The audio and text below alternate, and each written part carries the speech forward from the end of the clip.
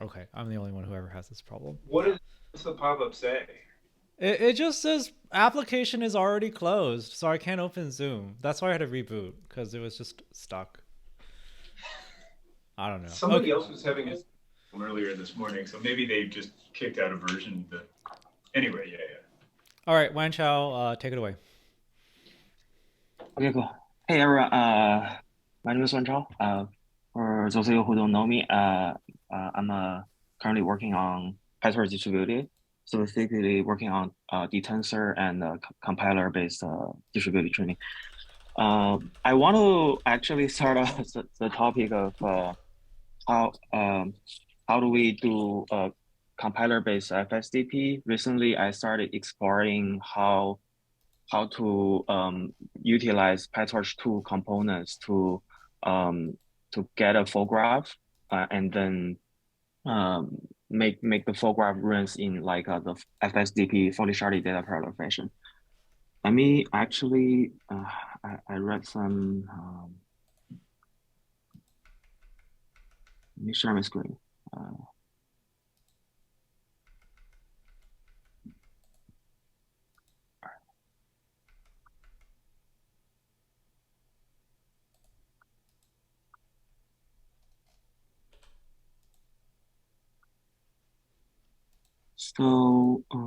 where is So it's a half-baked proposal, but there's I specifically want to talk about how we deal with data parallel and how the symbolic shape comes into my mind, and want to see if there's some ideas on how we can address it with symbolic shape.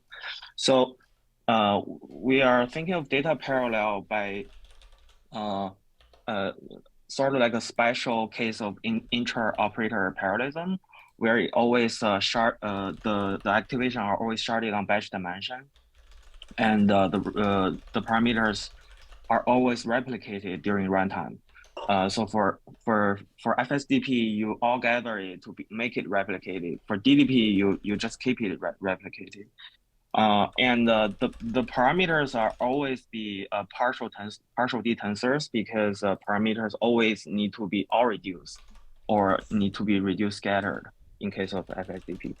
So and the activations are always be sharded during the computation, and they're sharding on the batch dimension. So given that we have this sort of data parallel pattern, I think like two things are very trivial. Parameter, we can just make it replicated during runtime. Parameter gradients, we always keep it partial. But for activation, we need to sort of track its sharding. What do I mean by track it sharding? So usually when you train in data parallel fashion, the input batch, they're sharded on the batch dimension.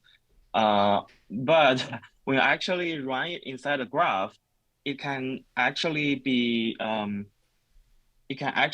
arbitrarily transposed or reshaped, or like the batch dimension just get moved around from dimension 0 to dimension 1 or dimension 2, and later it may just move back. Um, so this is actually driving the motivation that I'm thinking how to do batch dimension analysis. Hey, had a quick Hey, question. I just want to ask some basic questions about the very start. So, Mm, um, so I thought, this is for FSDP, is that right? yeah, yeah. So I thought in eager mode FSDP, you don't need to shard the activations in a non-trivial way. What do you mean by that? Oh, yeah. So if we look at how eager FSCP do it or eager DDP do it, they basically get tensors. They get tensors in the sense that each tensor on the input, they are mini batch of the full batch. So if we're actually looking from a global perspective, the mini batch is actually only one small shard of the global batch. So if we're actually taking the global full batch, every iteration, the full batch is actually sharded on the batch dimension. So basically the model that DTensor takes is that it not only like it not only like represent the sharding about model parameters, it also takes look into this full batch that feed into the model training, because it's implicitly sort of like being configured by the data loader, but it's actually just a mini batch stochastic gradient design, I think. Okay, then I have another question, which is, I guess, to also draw some comparison with eager FSDP. So in eager FSDP, it wasn't necessary to write sharding rules, and if I understand correctly, the reason for that is when we are running operations, it's all the tensors are local. So you're not trying to, like, for those who know what JAX is, this is like eager FSDP is like working SHMAP style rather than XMAP style. So I guess my question is, like, is there like some fundamental hardness here, or is the problem like we're trying to generalize into DTensor? I think the problem is actually we try to generalize it into a DTensor, and we want to figure out a way that is uh, sort of like a consistent pattern with across all the parallelism we implemented in compiler, rather than we just do some special hacks in data parallel. Because I think one fundamental reason is that we want to compose data parallel with other parallelism technologies. So it will be like non-trivial later if we figure out, okay, data parallel is kind of like we need some very special treatment, but not using DTensor, then it's hard to compose together with, for example, tensor parallel. I think that's the underlying motivation there. Yeah.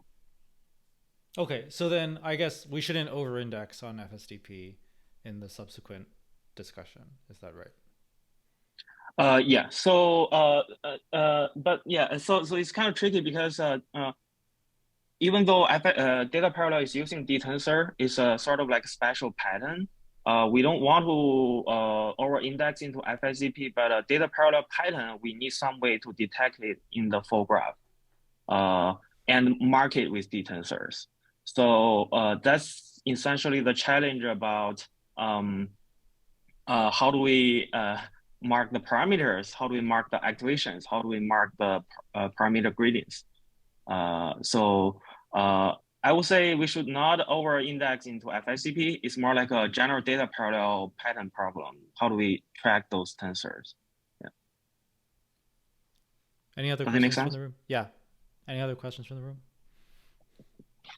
Okay, keep going. Okay, cool. Yeah, so I think we can like easily make a parameter replicated and parameter gradient partial. But for activation, it is pretty tricky because by making sharding is very vague, we want to know which tensor dimension this activation is sharded on.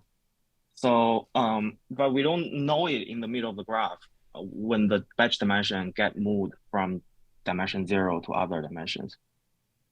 So the challenge here is really that we want to analyze, sort of do some analysis to the each FX node that produce an activation.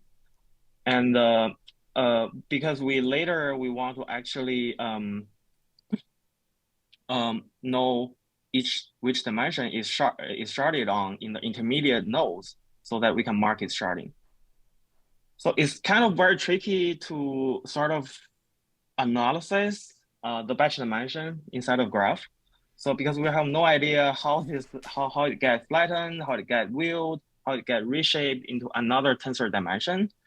So in addition, I think if there is some parameter dimension that is colliding with the batch dimension size, it's actually getting trickier. Hey, Will.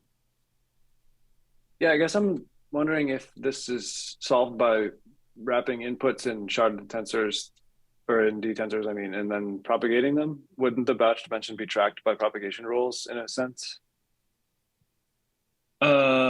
It would be track. So DTensor doesn't know which is batch dimension. This is a problem. It only knows it's sharded on the tensor dimension, actually. Like which dimension is kind of like basically the sharding rule will tell the output sharding how it gets sharded, but it's never actually tell which is tensor dimension, which is batch dimension, actually. Okay. I have a follow-up question from Wills, which is how come so I just asked about like, do we have to index on FSDP or is this a general thing? So if we're in a general setting, why do we need to know what the batch dimension is? Like in general tensor parallel, right? Like you have things that you shard over and the user Yep. tells you what they wanted to shard over, and like it's not our business in some sense. Yeah. Sorry, this is some missing part I didn't feel, but let me actually give a very quick, simple example. Suppose you have, let's see. Suppose you have a parameter that is sharded on dimension 0, and you have a activation that is also sharded on batch dimension 0, and you probably produce something that is an activation. This is a typical maybe like a FX graph operation, forward or backward. And then for FSDP, this is FSDP style basically, right? Like we want activation to be produced, also be sharded. But DTensor itself is a local sort of tool, only sees tensor operation. When it performs this parameter, how it's technically, let's say if it's a torch.matmul actually. When it performs this operation, it needs to know which one you want to reshard to replicate. So basically, both sharded, you cannot do it actually. You can only do it with one operand being sharded. Right? So DTensor itself will only know that okay, both are sharded, so I'm gonna choose the lowest cost one to reshard. So it actually can reshard the activation, and it can also reshard the parameter. And this is where I think because DTensor is just a local tensor, just has local tensor view, it doesn't have a global view on how the graph is there. It needs some additional like global information to get the DTensor to do the resharding. Does it make sense? Let me see if I understood correctly. So basically, what you're saying is that when DTensor makes sharding decisions in general, it sometimes has multiple possible choices, and then which Right. one it wants to select depends on knowledge of what's the batch dimension. So, like in this particular example, would it be correct to say that you actually, I'm not sure. Do you or do you not want to shard on the batch dimension? Yeah, I think we always want to keep sharded on batch dimension. That's the data parallel behavior. So we always want to make this parameter from sharded to replicate, which actually trigger the FSDP style altogether. Okay, but if you just have like shards, you have no idea. Like it could have been that it was, the matrix multiply was done in the other order, and the activation is the first argument and the param is the second argument. So you can't locally figure it out. Shen? Yeah, just one suggestion. Okay, Wenchao, can you also add a example for tensor parallel, which basically takes the exact same input? We thought it might be more clear why we're like asking about this question.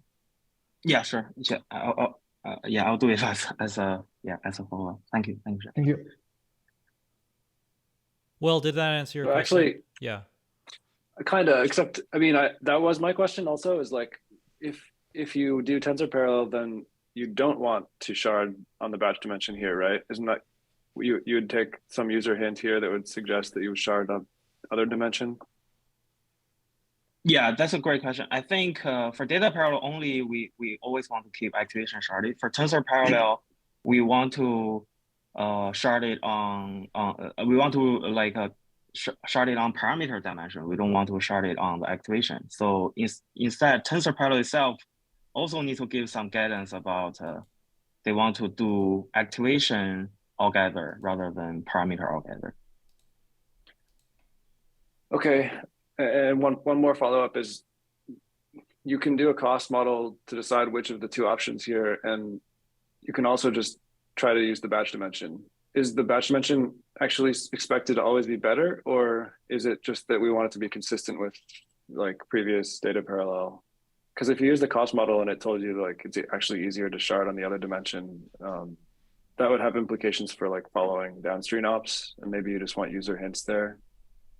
Yeah. You got So that? one tricky part is if you want to altogether the activation dimension based on the cost model. For example, the cost model say activation is quite small in this case, so altogether activation is kind of like cheap, right? So the tricky part is maybe the activation altogether is on the critical path because you need the activation to be there in order to compute the next op. But if you get altogether the parameters, you can actually do this FSDP style computation and communication overlapping. So yeah, this is something I think we for data parallel only, we want to keep it as data parallel as much as possible. Yeah. Okay. Cool. Yeah. Let me continue. So yeah, there are certain ways to do batch dimension analysis. Where a naive approach is that we analyze each FX node and that produce activations and found its shape dimension that match the batch dimension size, and we treat that as a batch dimension. That will probably work for 60 to 80% of cases. Most likely the activation size is kind of special on the batch. So, but it's not fun and probably very error prone if we offer this to user. So, but fortunately, I think we have the dynamic shape support in PyTorch 2, and that I think that will be a very promising tool to help track the batch dimension. What's even better is that because symbolic shape only appear in the activation, but not model parameters, I think it's almost perfect for us to use it for the batch dimension tracking. Let's come into details about what is a batch dimension and with dynamic shape tracking. So basically, dynamic shape generates symbolic shapes to represent the shape dimension using symbolic integers. And I think this is the main tool to avoid recompletion when symbolic dimension get changed to a different value during runtime. And the good part is parameter shapes are usually static and only activation being marked as symbolic shapes. So for our use case, I think we only need to have two requirements. One is that we need to keep track of the batch dimension and see where it get transformed to. We don't necessarily need to know if the batch dimension sets get changed or not. So we just need to know the symbol is there. Yeah. And the second is that we need to know the batch dimension for the forward and backward graph. We don't actually need optimizer there to track the batch dimension. The graph can either be a drawn graph for forward or backward, or be a split graph, as long as the output of the drawn graph there is our parameter gradients. So I actually tried how to use like not really torch compile, but AOT function with dynamic equal to true, and get the forward and backward graph. As we can see, it's kind of perfect, right? Like we have, this is a typical MLP model. The first 4 parameters are model parameters. The primal 5 and primal 6, they're activation. As we can see, S0 are just very similar to short-on batch dimension. This is just a symbol of batch dimension sim integer, I think. And then throughout all the graph, it actually propagates the short dimension properly. For all the intermediate activations, it gives all the batch dimension where all the batch dimension comes from. But I do actually hit some issues. The first issue is that I think forward and backward graphs, they're not using the same shape in. I think Ed and a bunch of folks, Elias and Brian, we are actually discussing this already, and also with Horace. I think we are actually in the way of solving it. Yeah, but this actually means if we don't actually use the shape in, this means like a forward activation is not possibly having the same symbolic shape with the backward input. So for the backward graph, sometimes you just get you don't actually have S0 anymore. With a new shape in, you generate probably S2 instead. So this is kind of making things trickier because the batch dimension symbol get changed. I think it actually makes sense for the connected forward and backward graph to share the same shape in. While we're solving this, I think one workaround that two workaround actually I'm thinking of. One is that we can use a special number to represent the batch dimension, like I mentioned previously. But this is very fragile, and I think we should only use it probably in the prototyping stage. The second is that we can maintain a map that map the forward graph output symbolic integer to the backward graph input symbolic integer, so that it's somewhat connected together, and you can still sort of track the batch dimension there. Yeah. The last one is just some feature request. One is that let's discuss if we can make a same shaping be used by forward and backward. And second is that I think I'm not sure if it's totally possible, but if there's a way for us to only track the one certain dimension to be the dynamic dimension, that would be also a good usage for us. The third is that I heard nested tensor actually have a special planning to have some special sim in for the nested dimension. I'm wondering if that also works for this case. I think New York room. Yeah, you can finish. You can finish. That's a question. Yeah, I'm finished. That's all actually. Yeah. Okay. I have a slightly higher level question for you and maybe Shen as well. Is so this sounds like there is a lot of complexity here to handle very general use cases, basically, right? On like all these ops can move these dimensions around, and it can be quite tricky. And in my mind, it's at odds to some extent with the fact that you rely on exports that has a bunch of constraints. In particular, the users for export are very specific people.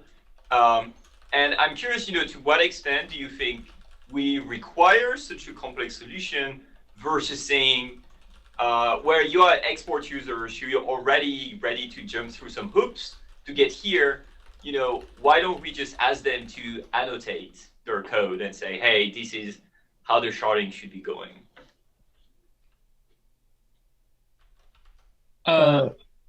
Jen, go ahead. Oh, no, so sorry, go ahead, please. Yeah, so I think yeah, we certainly want to allow user to annotate their model themselves.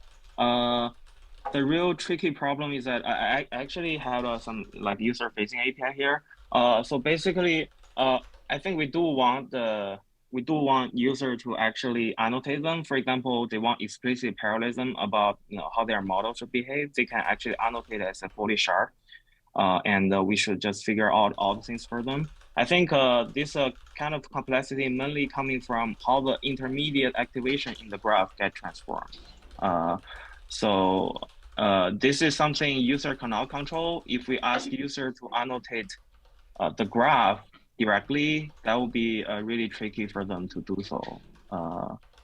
That's my 2 cents. Yeah, plus one to Wento's comment. And regarding annotation, I think if the annotation is after the module instance has been created and does not require training model source code, that's totally fine. It can be decoupled from model ordering.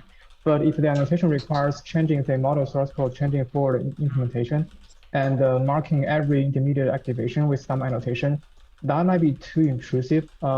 Like to this, based on past collaboration with internal prod teams, usually people who order the model and people who actually train the model in a distributed fashion are different teams.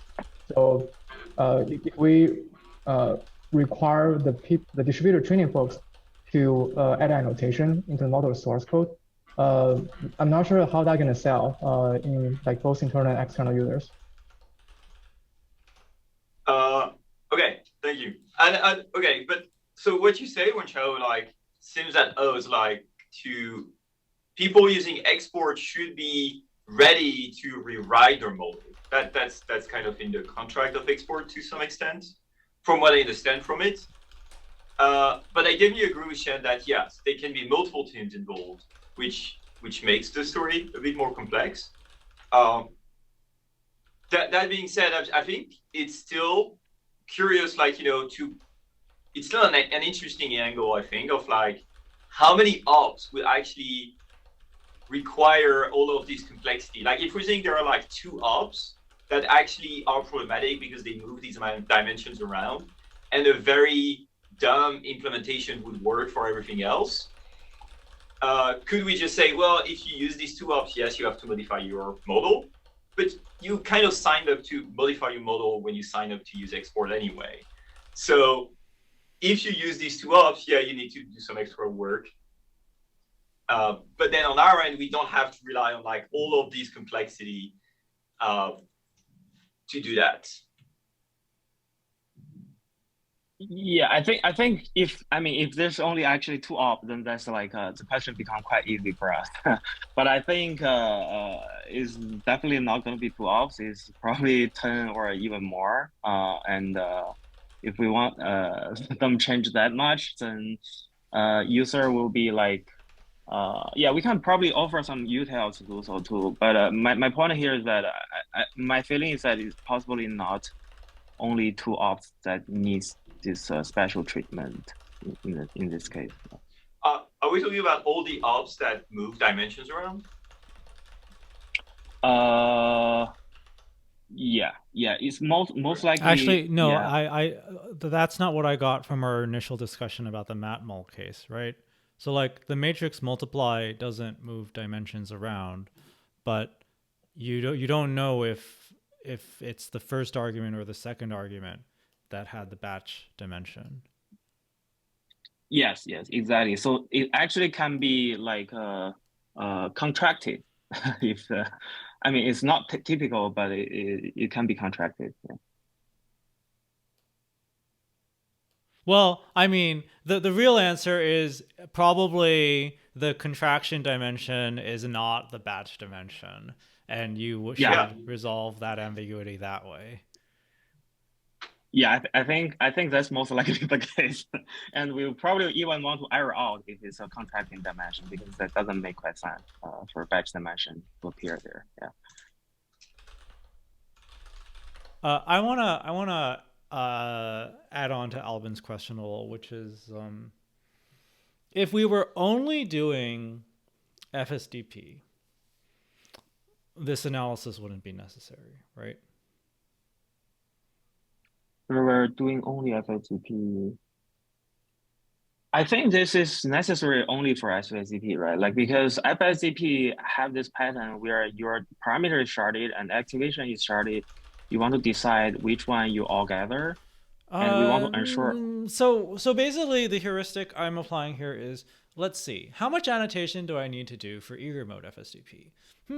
I don't need to do any annotation. Therefore, there is nothing in, like, if I stay in the FSDP universe, I don't expect to need to do this analysis. Now, to be clear, you were talking about combining FSDP with tensor parallel, and then I could like believe, oh yeah, so that's more complicated, and therefore there's a problem. But for only FSDP, it seems like difficult to argue that you must have this analysis in that case.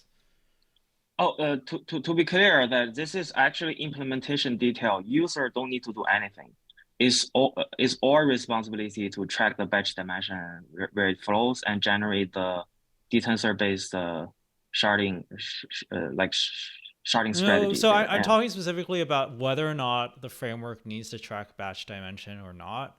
And I see. The heuristic I'm using here is eager FSDP doesn't need to, so I guess we don't need to. Shen? Oh, yes, I was about to add a different data pointer, but I think I misunderstood the original question. Yeah, I was about to say that even eager mode, we today need to apply different annotations. Like some modules are large, which people want to use FSDP. Some modules are small, where they want to use TPP because the communication overhead is smaller. Okay, that's a different thing. It's about like the strategy, and that would show up in the sharding annotations. Is that right? Yes. Yeah. Okay.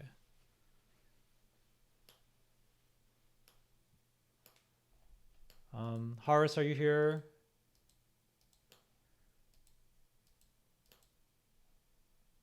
yes, Horace is here, but you're muted. I am here. So I want to swap a moment from the high level meta. Should we do this at all?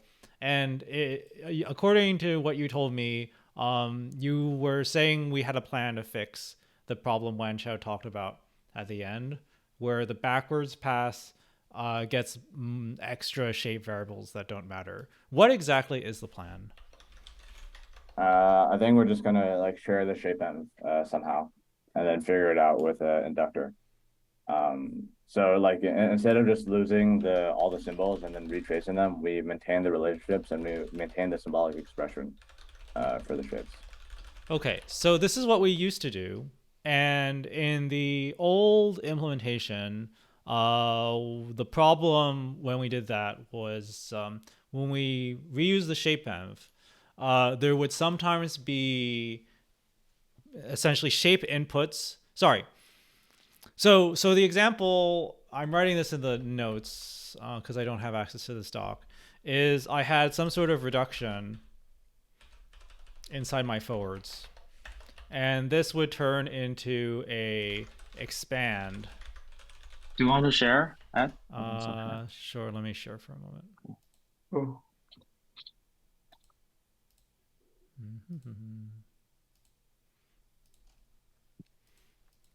So when I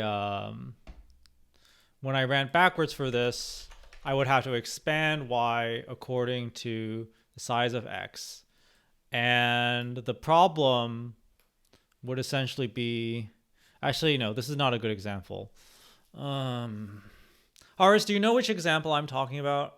I think it's like. Well, maybe I can just make a fake example. So essentially, go ahead, Horace. Like fundamentally, the issue is basically when like, I mean, the issue is related to inductor, where basically inductor needs to be able to extract out the symbols, in order to like actually do cogen. Or so like the way inductor works is that essentially it just like extracts out, S0, S1, at the beginning of the graph. So, it just like queries the input shapes, the input tensors to get like, all the symbols needed. And then it just uses like those symbols for the rest of its cogen. The problem, if you don't start with a fresh shape env for a graph though, is that it may not be easy to extract out those symbols from the input shapes. So for example, you may have a tensor whose symbol is like S0 plus S1. And in that case, if at runtime you're just given like the shape 8, this does not tell you what S0 and S1 are. Actually, hearing you explain it like that, it sounds to me like we should just add S0 and S1 as sim-int inputs to the backwards graph. Yeah, that's kind of what I was thinking. Is this duck typing across shapeenv? Is this how we eventually get merger as more features creep in? It's not really duck typing, right? Because it is like the same like context, I suppose.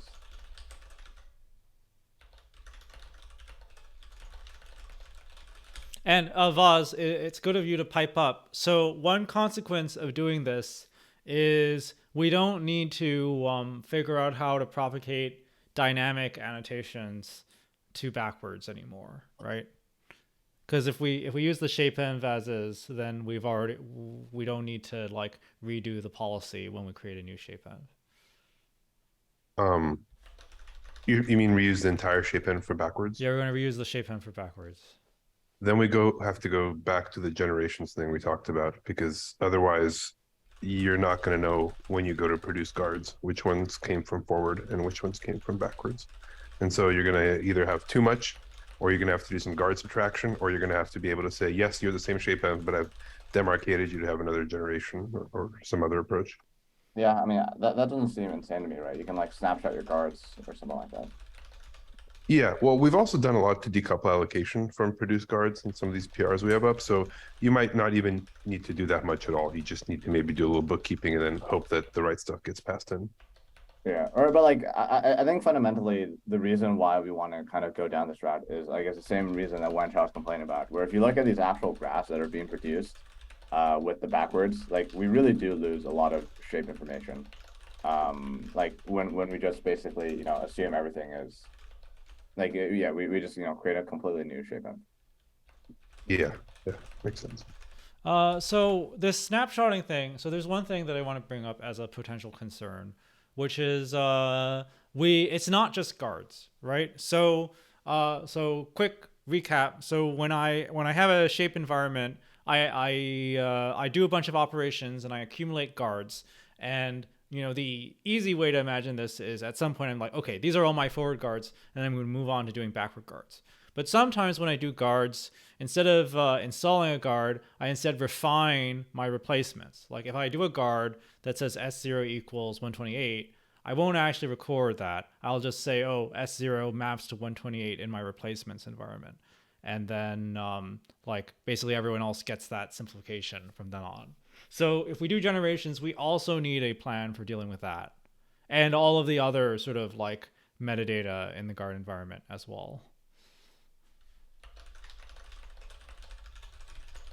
Yes. I mean, you could also just, it depends on when you snapshot, right? If you snapshot after produce guards, then it's maybe fine, but now you have some post guard contextual info that you maybe wouldn't have had. Or if you snapshot before, then you just lose the refinements and updates, right?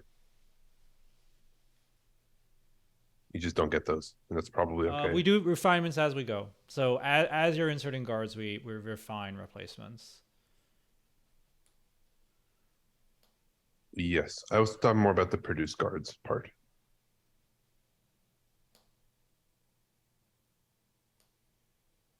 Okay, let's have an offline discussion about this, because I'm not convinced I know how we're doing this part.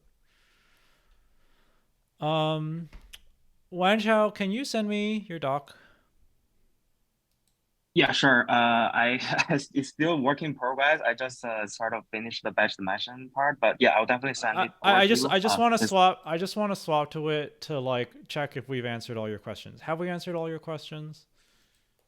So there's another one about like, is there a way for us to only track batch dimension? I thought we need it, but yeah, just curious if currently there's already a way. Vaz, I think you're best placed to answer this question.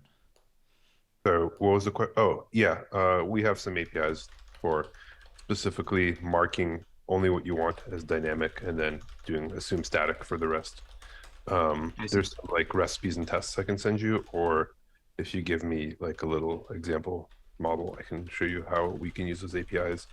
But yes, this exists. That'll be awesome. Thank you. Yeah, and like the last question is like I heard like nested tensor is going to have a special cement for the nested dimension. Is this something we should consider for the batch dimension actually, or if we just probably don't worry about that? So the nested cement that you're referring to, I believe, is a special size var that refers to the jagged dimension. So it can't be a normal integer because it varies. So this doesn't sound related to me because like it's not even the batch dimension. The batch dimension is going to be a normal number. Like what this is like the sequence dimension. And like what I doubt you're doing parallelism over the sequence dimension. That seems unlikely. Yeah, I think it's unlikely. Yeah. Okay, so does that cover all your questions? Does this make sense? That covers all. Thank you. Any more questions from the room?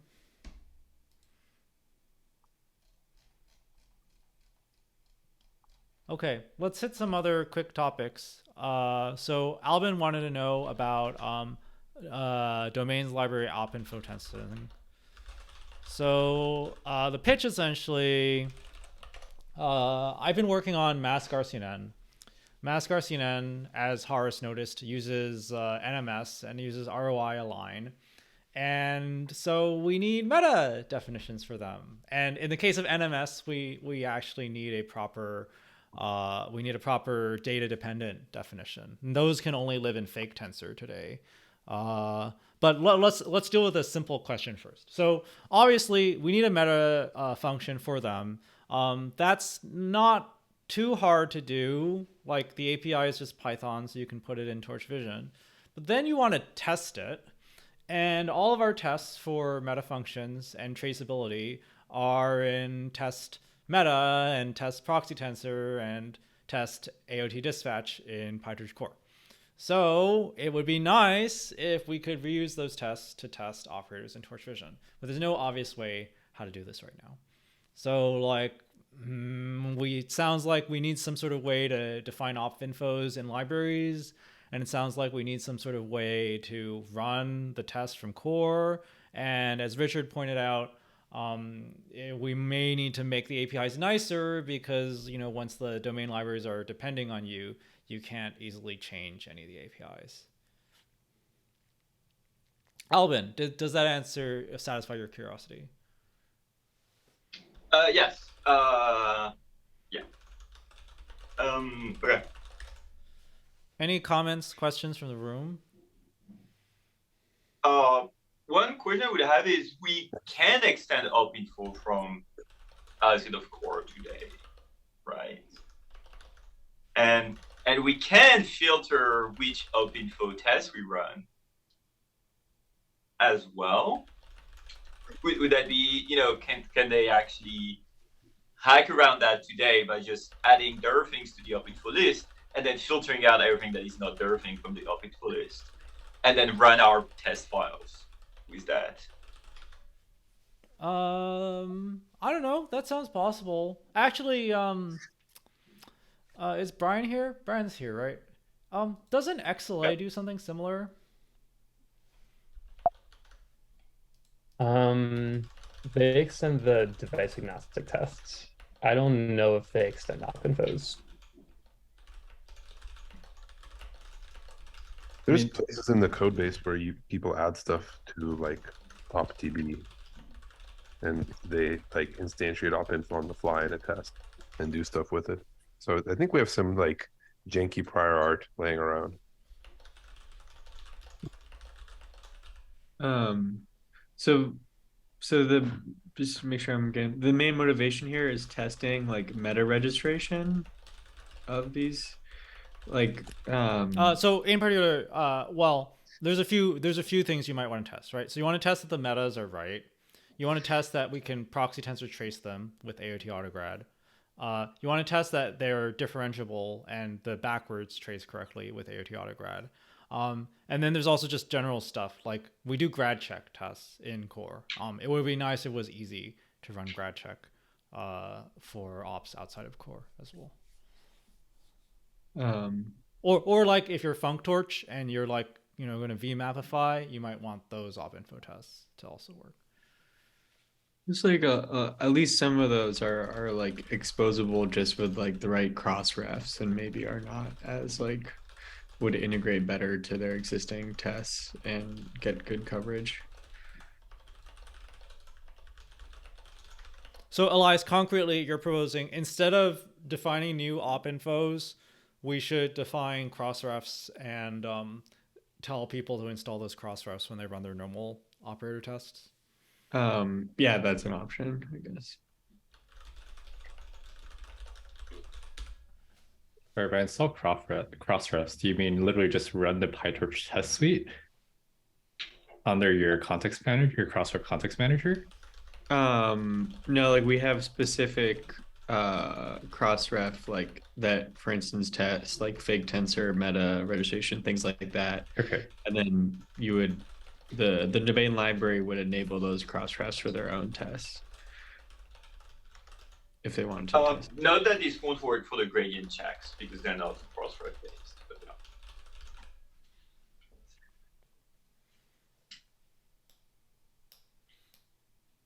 yeah. Okay, in the spirit of moving the discussion along, I'm going to suggest that we don't have to decide, right?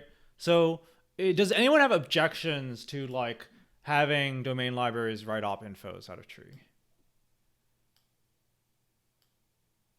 So this is a thing, you know, we can do it if we need to. And similarly, does anyone have objections to like putting crossref tests in test helpers so people can use them? So this is also a thing we can do. So I guess it'll be up to whoever ends up adding the testing to decide what they'd like to do. But I guess in principle, we don't have any objection. I think the main problem is it's just harder to change API stuff. But it's already hard to change OpInfos anyway, because there's so many tests that use them. So I think it's de facto pretty stable. I think it's interesting that the thing we did to split all the OpInfo base tests into multiple files makes it harder here for outside people to run them all. As in because the tests are all over and you can't easily. Yeah. You used would to rather... be they just had to run test ops with their custom thing, yes. And boom, they had everything. By the way, maybe actually a run test.py setting for that would be a good thing.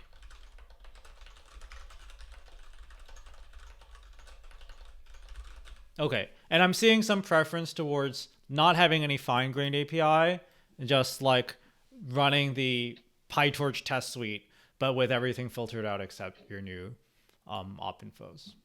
I have an objection. Okay, Richard, tell me more. Which is, I don't want a domain library to run the entire PyTorch test suite, like just and filter out for their own thing.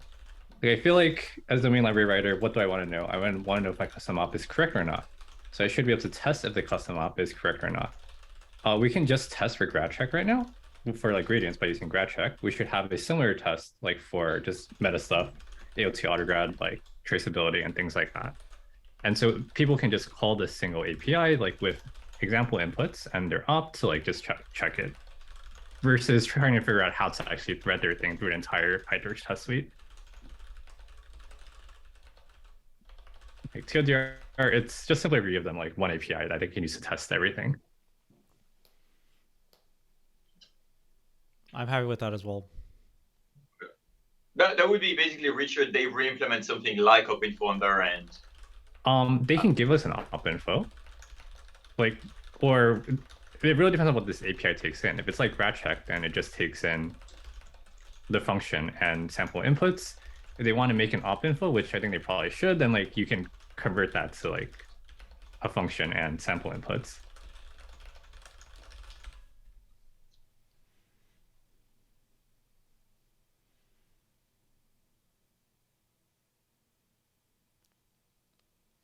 Okay, we can discuss this more if someone submits a PR, but this seems good enough for now.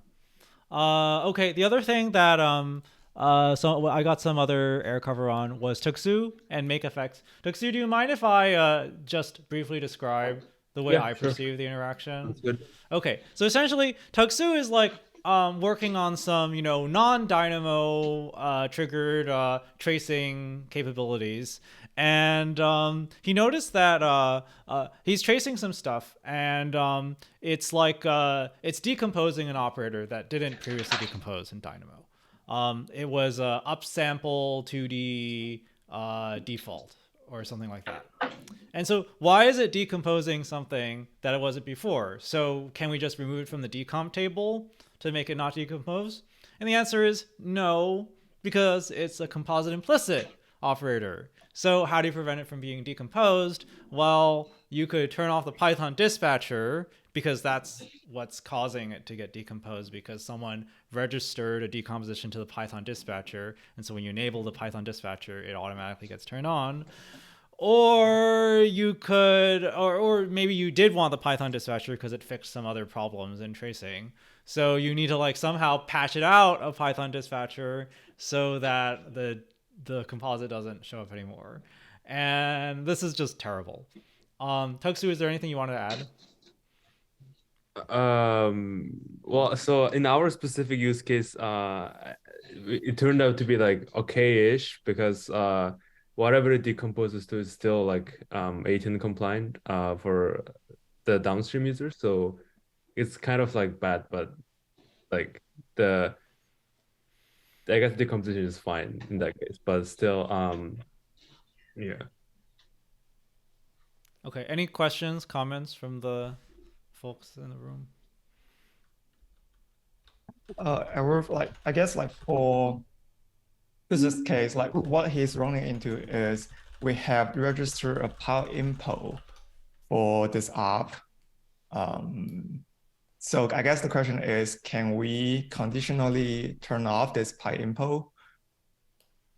And the answer is yes, and it's pretty complicated because like I literally have a patch that I showed Teksu that I never landed, which you have to go through the cache and like delete the entries and then like temporarily modify the dispatch table because there's two parts that make Python dispatcher changes complicated. So one is you have to like patch things out of the PyImpl table in the Python dispatcher.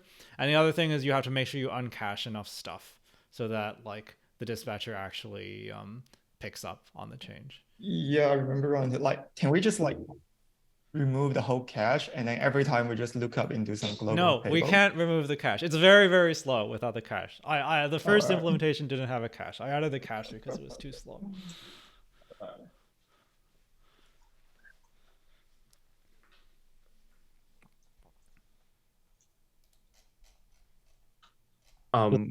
You mentioned it's only for like inductor, right? That decomposition. Is there a way to just like, if inductor do this, if not?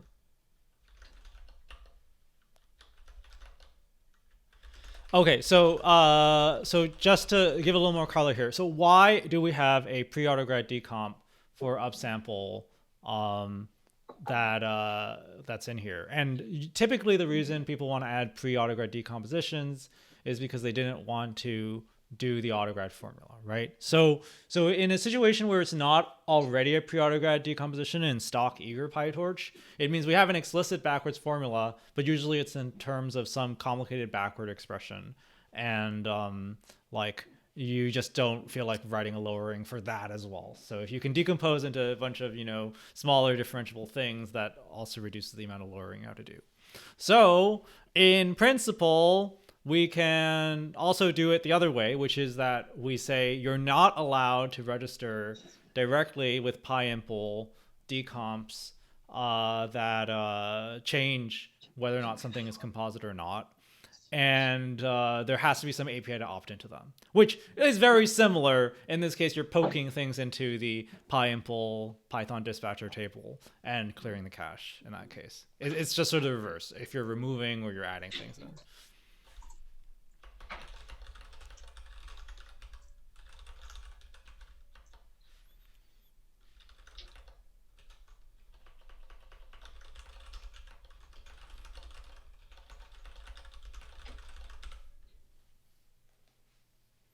And there's just a general UX problem, which is the thing that Sherlock spent some time trying to like fix, and we sort of got partially there, but not entirely there, which is like it's hard for people to understand why there's multiple decomp tables. And so, you might be like, oh, how come I can't just, remove this from the decomp table? That's the normal decomp table. Well, sorry, it's because it sort of ran in the wrong order.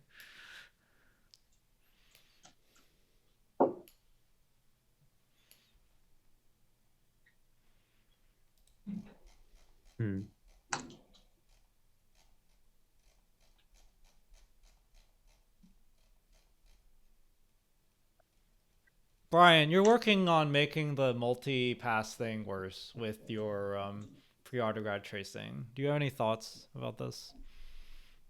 Working on making the multi-pass Well, thing. It's basically the situation will be even worse because actually with your thing we will have the ability to decompose at any level you like.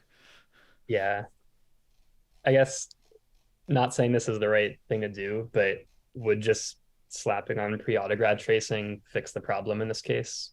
Or is this like super dependent on the operator, whether or not you want to decompose? Pre-autograd tracing would work because essentially every time you trace, you specify a decomp table, and that decomp table happens like at the level of the particular trace you do. So if you're doing a pre-autograd trace, then the decomps are all pre-autograd. The main downside of doing this is, I guess, we have to materialize the pre-autograd graph and then trace it again. So you're like tracing twice, which, is a problem if you're trying to be efficient about tracing. I guess How is the one- pre-autograd tracing going? We might have another use Autograd case tracing from the. going? I'm Yeah. sorry, go ahead. There's you asked how's the pre-autograd tracing going, and the answer is a version of it has landed. And there are like existing things that will probably break if you use it. The main thing being it doesn't preserve all of the autograd APIs in the graph. So if you had stuff like torch.setGrad enabled, that'll just like get desugared, which is wrong because you haven't run autograd yet, so you want all of your autograd stuff to stay in the graph.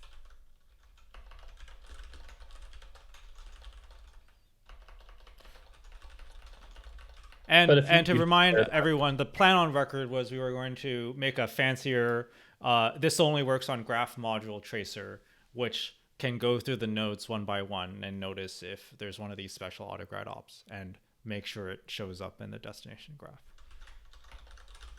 But Brian is not planning on working that in the near future. Sorry, what do you mean by graph module tracer? Are you saying that at some point FXIR will have these autograd things in them? So Dynamo produces FX graphs with these set autograd things in them. So at least for the Dynamo use case, we can trace node by node and notice when nodes have side effects and directly transmit those in rather than relying on Torch dispatch to catch them.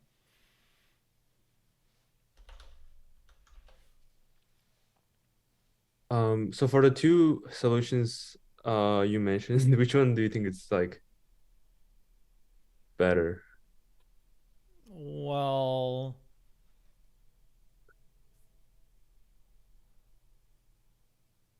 so Brian's thing kind of doesn't help so to do Brian's thing, we still Executorch isn't doing autograd. So you don't really care actually about being able to add more decomps in autograd. So really, yeah. So here's a concrete resolution for the discussion here, which is that maybe we should just not we should forbid people from registering PyImpls that are inconsistent with the regular PyTorch autograd in Eager.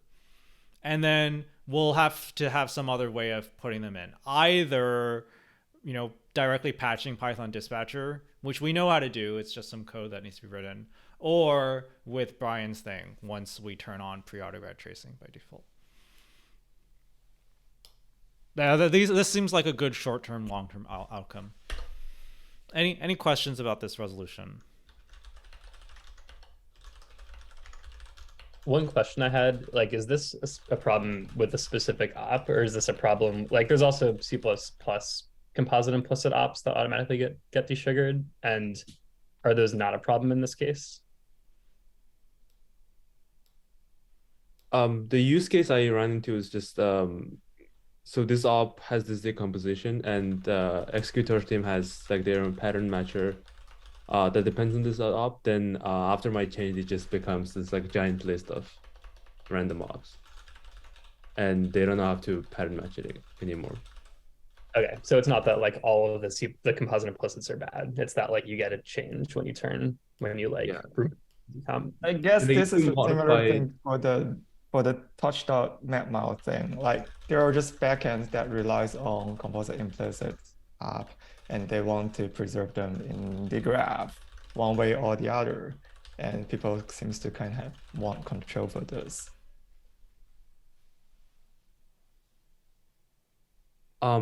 Ed, so for the short term, when you forbid it, does that mean what's gonna happen to the old decomp ops? Yeah, we have to put it somewhere else and then turn it on only when inductor is running somehow. I see. And Tuksu, I'm not sure we actually have someone signed up to actually do this, although I think it's all technically feasible without too much work. Okay, I think for a very short time I can just land mine because they agreed to pattern matches for the decomposed version of app linear, and I can. So maybe we will skip to the long-term solution when Brian lands it. Then. Yeah. Okay. That's all the time we had. I think there's a PyTorch hangout right after this, so see you there if you want to chat some more. See y'all later. Thank you.